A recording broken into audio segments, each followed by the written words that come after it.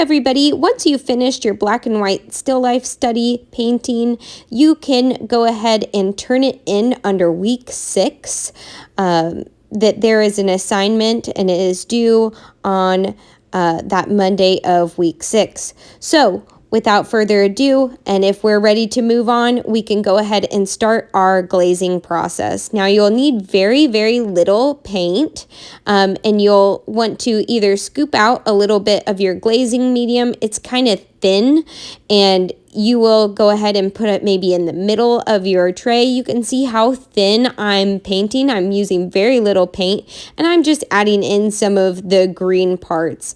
Now you're building this up in thin layers. So this is just a light wash of color that is going over the top of your black and white to make some color changes really subtly. So my question is, are we coloring this in like a coloring book? Absolutely not. The whole time you're referencing back to your reference image and you're painting from observation now is just based on color, of course. So you're looking at subtle color changes. So where are some color changes? If your blue is too bright, then maybe consider what would be something that would dull it down. And I hope now that you know the answer. So from our practice of being able to mix our own blacks, that you guys would probably know what the opposite of blue is. And the opposite of blue is orange. So you can look at any color wheel and look at what the complementary color would be across from that color, and that is what would dull down your color.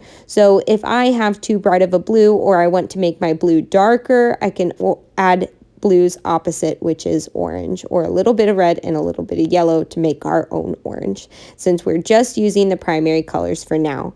When you do get your paint kits, it will include more than the primary colors, but I think mixing your own secondary and tertiary colors based on that, you get more color changes and that you get more subtle or more nuanced, interesting color mixing going on within your painting. Now, obviously, in one coat, which is what this video is going to be, is just about one coat because it needs to completely dry in between layers.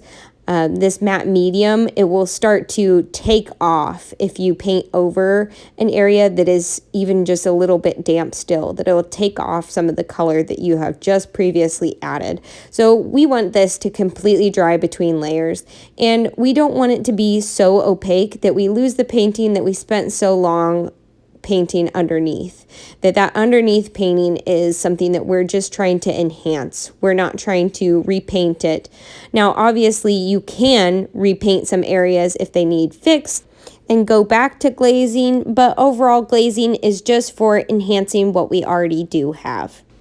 Thanks for watching. Look at the huge difference that glazing can make for us. See you next time.